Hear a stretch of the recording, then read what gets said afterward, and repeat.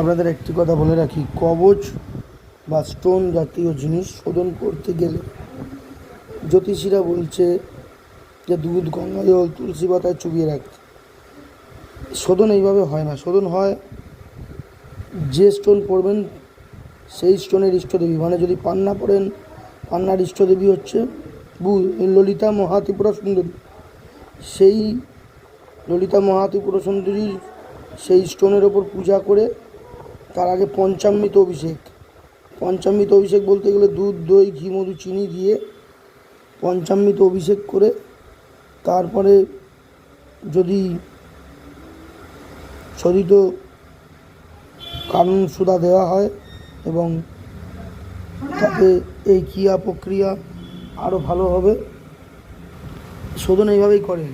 ওই আপনি হয়তো পুজো করছো, ওই পুজো করে শোধন করে দিলে তাকে এরকম শোধন তুমি কোনোদিন করেছো? তাহলে কাজ করবে হবে কি করে? শোধন করতে গেলে এই যে দেখো এই স্টোনটা, এই স্টোনের ইষ্টদেবী হচ্ছে তারা। তারার পুজো করতে হবে, এর ওপরে তার আগে অভিষেক করতে হবে।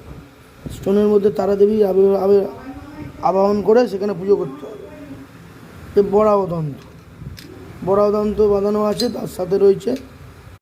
আপনাদেরকে বলছি, অযথা কোনো জ্যোতিষীর কথা শুনে দুধ গঙ্গা জলে দিয়ে শোধন করে তার মধ্যে তুলসী পাতা দিয়ে চুবিয়ে রাখার কোনো প্রয়োজন নেই।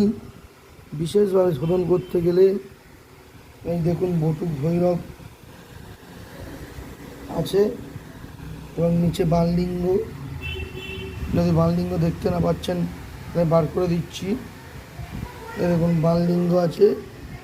এইভাবে রেখে সমস্ত কবচ স্টোন রেখে তারপরে যে স্টোন আছে সেই স্টোনের অধিপতি দেবতা তার পঞ্চবছরে পূজা এবং অভিষেক করতে হবে। পান্না ললিতা মহাত্রিপুরা সুন্দরী, গোমেদ ছিন্নমস্তা, মহালক্ষ্মীর পুজো হবে।